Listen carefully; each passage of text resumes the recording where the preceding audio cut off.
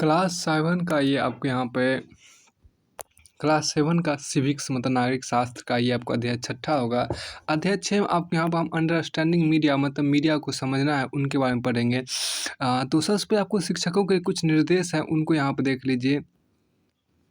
देखिए आज संचार माध्यमों और विज्ञापनों की छाप युवाओं के जीवन पर पूरी तरह व्याप्त है, चाहे उन्होंने इस सच्चाई पर गंभीरता से गौर करने का प्रयास किया हो या ना किया। अब यहाँ पे देखिए इसको अंग्रेजी में इस तरह से बोलेंगे,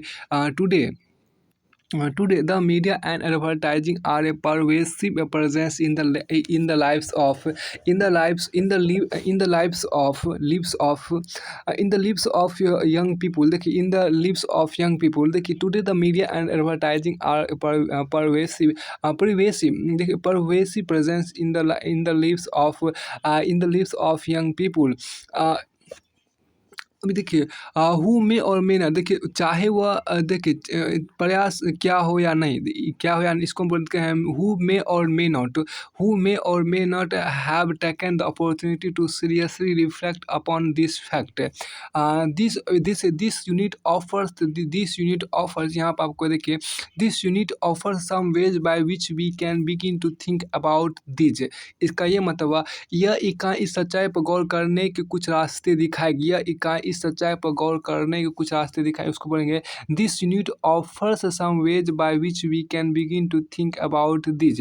फिर आपको आगे यहाँ पर देखिए कि अध्याय 6 में मुख्य रूप से देखिए अध्याय 6 मुख्य रूप से संचार माध्यमों का प्रौद्योगिकी के साथ और बड़े व्यावसायिक प्रतिष्ठानों के साथ संबंध समझाने पर जोर है। यह अध्याय दिखाता है कि कैसे किसी मुद्दे के महत्व या उसकी महत्वहीनता को लेकर हम जो धारणाएं बनाते हैं वे संचार माध्यमों से प्रभावित होती है, जो वास्तव में उनका एजेंडा होता है, इसको हम इस तरह से बोल सकते हैं। देखिए the focus is on explaining the strong links between media and technology and media and big business. It explains how the media sets the agenda through influencing our perception of issues worth devoting time and attention to, and issues that are neglected or overridden.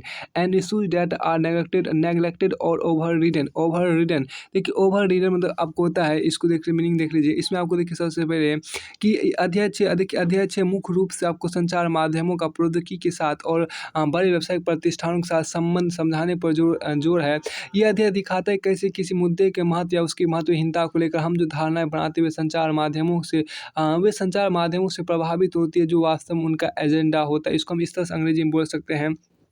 देखिए the focus is on explaining the strong links between media and technology and media and big business. देखिए media and big business it explains how the media sets the agenda through influencing our perception of issues worth devoting time and attention to and issues that are neglected और overridden. इसको यहाँ देखिए neglected और ओवररिडन का मतलब जानिए। यहाँ पर नेग्लेक्टेड और ओवररिडन देखिए ओवररिडन का मतलब तो प्राधिकार के जोर से या वोटों की जीत से निर्णय रद्द करना, उसको बोलते हैं ओवररिडन बोलते हैं। अब एक आपको मीनिंग आपको ध्यान देख लीजिए ओवररिडन का। तो ओवररिडन का मीनिंग आपके यहाँ पर होगा क्या, ये आपको अधिरोहण बोलते हैं, अवहेलना या उल्लंघन। ओवररिडन का मीनिंग होता है अधिरोहण, अवहेलना या उल्लंघन जिसे बोलते हैं, आपको इसको ओवररिडन बोलते हैं। अब देखिए नेग्लेक्टेड का मतलब क्या होती है, अब ये देख लीजिए नेग्लेक्टेड आपको यहाँ पर है। नेग्लेक्टेड का मीनिंग देखिए नेग्लेक्टेड का मीनिंग आप यहाँ देखिए नेग्लेक्ट का आपको मीनिंग होता है कि उपेक्षा करना एक नाउन होता है, मतलब उपेक्षा करना, अनादर करना, अवज्ञा जिसे बोलते हैं वो आपको होता है नेग्लेक्टेड। ये मुद्दे पर देखिए यहाँ पर आपको है, तो आपको फिर क्या अध्याय आपको देखिए यह अध्याय संचार देखिए आपके यहाँ पर देखिए यह अध्याय संचार माध्यमों में के व्यापक प्रभाव यह अध्याय संचार माध्यमों के व्यापक प्रभावों से हमें परिचित कराता है और हमारे जीवन से इन मुद्दों को जोड़ने का प्रयास करता है। इसको हम यहाँ पर ऐसे बोलेंगे चैप्टर 6 देखिए chapter 6 foregrounds the widespread effect of the media। Chapter 6 foregrounds the widespread effect of the media and attempt to connect the issues under discussion to the learners on lives। देखिए चैप्टर 6 देखिए chapter 6 effect of the media and attempt to connect the issues under discussion to the learners on lives। अब यहाँ देखिए फोरग्राउंड्स का मतलब क्या होता है ये देखिए। देखिए फोरग्राउंड्स का मतलब आपको अग्रभाग भी होता है या आपको प्रमुख स्थान भी होता है, इसको ऐसे ही बोल सकते हैं। देखिए chapter 6 foregrounds the wide speed effect of the media and attempts to connect the issues under discussion to the learners on lives. उसके बाद आप यहाँ देखिए क्या अध्याय के अंत में, देखिए अध्याय के अंत में अध्याय यहाँ आपको कहते हैं कि अध्याय के अंत में हमारी ये अपेक्षा होगी कि विद्यार्थी अब पहचानने लगे कि बड़े व्यावसायिक प्रतिष्ठानों के संचार माध्यमों में छा रही खबरों को तय करने में क्या भूमिका होती है, कौन सी खबरें चुनी जा रही है, कौन सी खबरें चुनी जा रही है और प्रत्यक्ष या अप्रत्यक्ष तौर पर उनके जरिए क्या संदेश दिए जा रहे हैं। इसको हम इस तरह से बोलेंगे अंग्रेजी में, at the end of the chapter we expect the learner to recognise the role of big business in the media coverage of events, the way news is selected for coverage and the explicit या implicit dimension of that coverage. देखिए explicit या इम्प्लिकिट मतलब क्या होता है, एक होता है प्रत्यक्ष, एक होता है अप्रत्यक्ष होता है। एक्सप्लिकिट या इम्प्लिकिट मतलब प्रत्यक्ष या अप्रत्यक्ष जैसे बोलते हैं। एक्सप्लिकिट मतलब प्रत्यक्ष और इम्प्लिकिट मतलब अप्रत्यक्ष। अब इसको इस तरह से देखिए एक्सप्लिकिट मतलब आपको तो यहाँ पे इम्प्लिकिट है, IMPLICIT। इम्प्लिकिट का मतलब आपको क्या होता है, इम्प्लिकिट का मतलब आपको यहाँ पे होता है अंतर्निहित। इम्प्लिकिट का मतलब आपको अंतर्निहित होता है या अप्रत्यक्ष होता है या अस्पष्ट होता है, इसी को बोलते निहित है। इसी बोलते हैं आप, इसका मीनिंग निहित भी होता है। इम्प्लिकिट मतलब आपको निहित बोलते हैं, अप्रत्यक्ष बोलते हैं या आपको अंतर्निहित बोलते हैं। तो आपको इसके बाद हम आगे यहाँ पर देखिए, आगे आप यहाँ पर देखिए कि प्रत्यक्ष अप्रत्यक्ष, उसके बाद अब यहाँ पर देखिए क्या कौन सी खबरें एक मिनट यहाँ पर देखिए कौन सी खबरें चुनी जा रही और प्रत्यक्ष या अप्रत्यक्ष तौर पर उनके जरिए क्या संदेश दिए जा रहे हैं। देखिए इसको प्रत्यक्ष या अप्रत्यक्ष को क्या बोलते थे, आपको एक्सप्लिकिट और इम्प्लिकिट बोलते हैं। अब आगे देखिए फिर आपको कहते हैं कि हम दो काल्पनिक खबरों के जरिए दिखाएंगे कि किसी भी घटना या मामले की खबर का बहुधा सिर्फ एक स्वरूप नहीं होता है।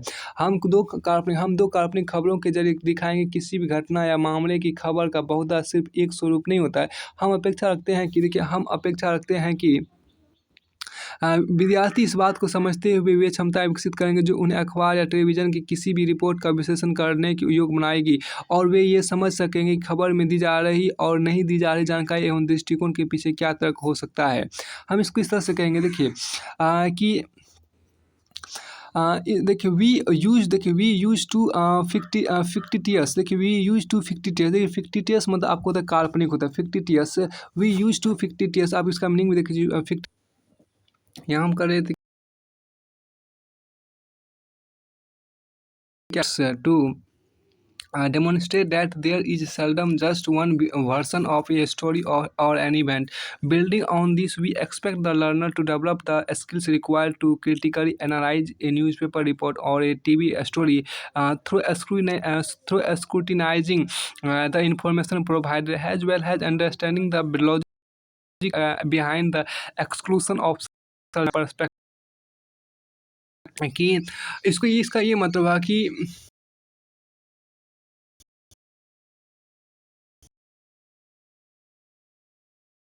विकसित करेंगे जो उन्हें अखबार टेलीविज़न की किसी भी रिपोर्ट का विश्लेषण करने के योग्य बनाएगी, और वे ये समझ सकेंगे खबर में दी जा रही और नहीं दी जा रही जानकारी एवं दृष्टिकोण के पीछे क्या तर्क हो सकता है।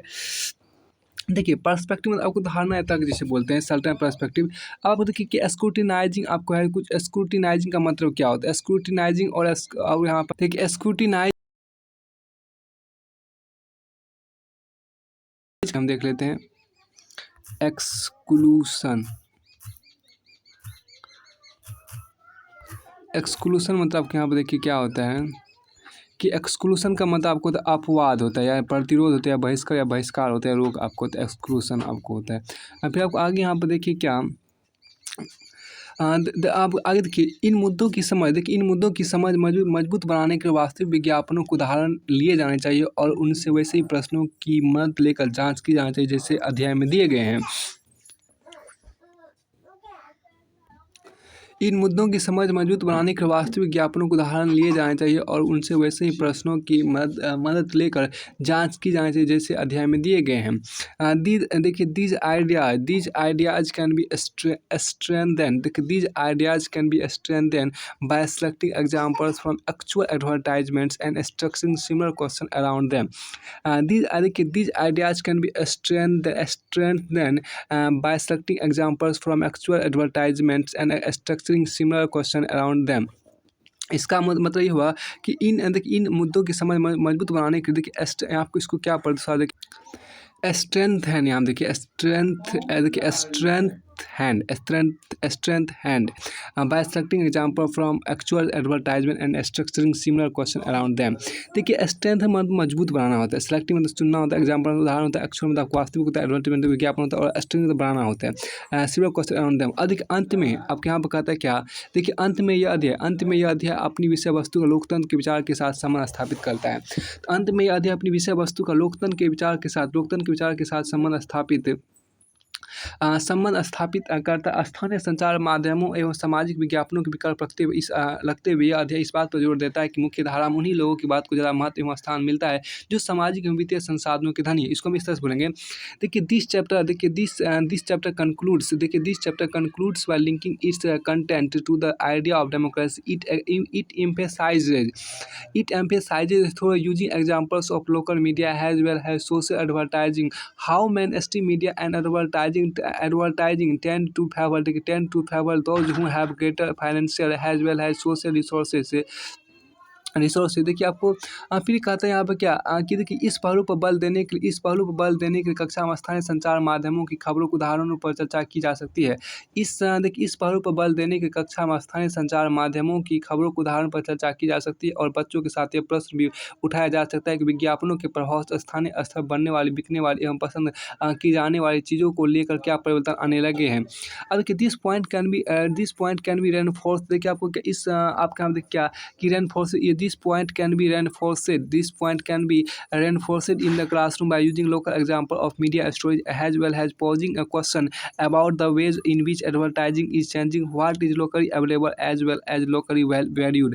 देखिए यहाँ पर रेनफोर्स में क्या होता है, किसी रेनफोर्स में क्या इस पर बल किसी पर रेनफोर्स आपको मतलब क्या उस पर बल देना, उस पर जोर डालना, रेनफोर्स आपको होता है। ठीक है, उसको आपको क्या पॉजिंग में क्या पूछना होता है, पॉजिंग में क्या होता है पूछना कि ये प्रश्न भी उठाया जा सकता है कि उठाना पॉजिंग का पूछना है, उठाना जिसे बोलते हैं वो हो गया। तो यहाँ आपको जो एक नोट था शिक्षक वो आपको हो चुका है। फिर आपको आगे तो यहाँ पर अध्याय देखिए, अध्याय संचार माध्यमों को समझना। देखिए यहाँ पर अध्याय आपको क्या है कि संचार माध्यमों को समझना। देखिए संचार माध्यम मतलब अंडरस्टैंडिंग मीडिया। देखिए आपको अंडरस्टैंडिंग मीडिया आपके यहाँ पर है। देखिए अंडरस्टैंडिंग मीडिया।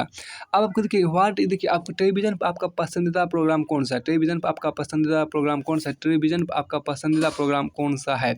इसको इस तरह बनते हैं, what is your favourite TV programme, what is your favourite TV programme, what is your favourite TV programme. Television पर आपका पसंदीदा प्रोग्राम कौन सा है, तो what is your favourite TV programme. Radio पर आपको क्या सुनना अच्छा लगता है, रेडियो पर आपको क्या सुनना अच्छा लगता है, तो what do you like listening to on the radio. प्राय आप कौन सा अखबार या पत्रिकाएं पढ़ते हैं, प्राय आप कौन सा अखबार या पत्रिकाएं पढ़ते हैं, प्राय आप कौन सा अखबार या पत्रिका। एकदम इसको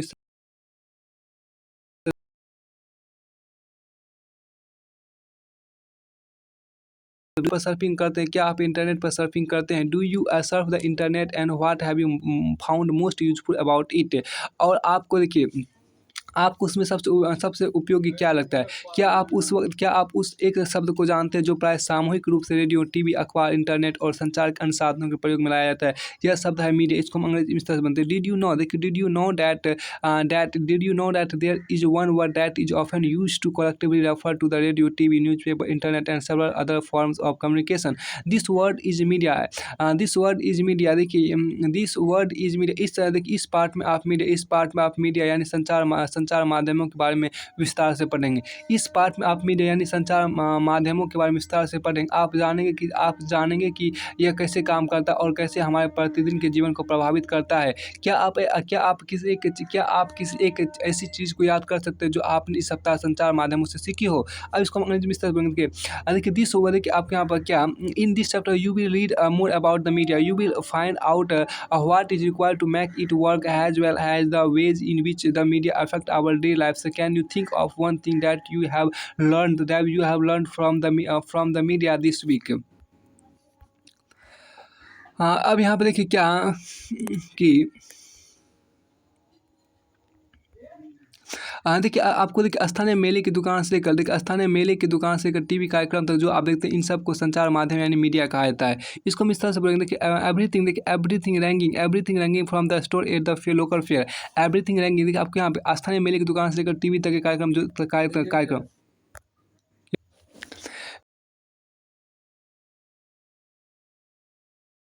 कैन बी कॉल्ड मीडिया।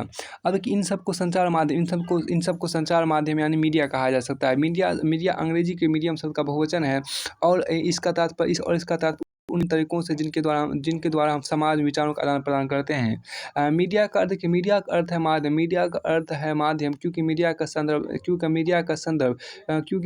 संदर्भ संचार माध्यमों से इसलिए हर चीज़ जैसे फ़ोन पर बात करने से लेकर टीवी पर शाम के समाचार सुनने तक को मीडिया कहा जाता है। कहा जा सकता है देखिए टीवी, रेडियो और अखबार संचार माध्यमों के रूप हैं जिनकी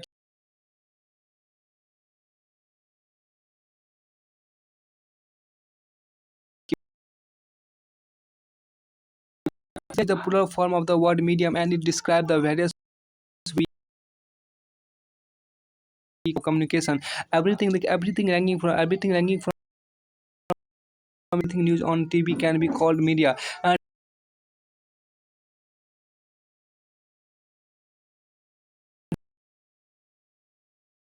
People or the masses across the country and the world and thus they are called mass media.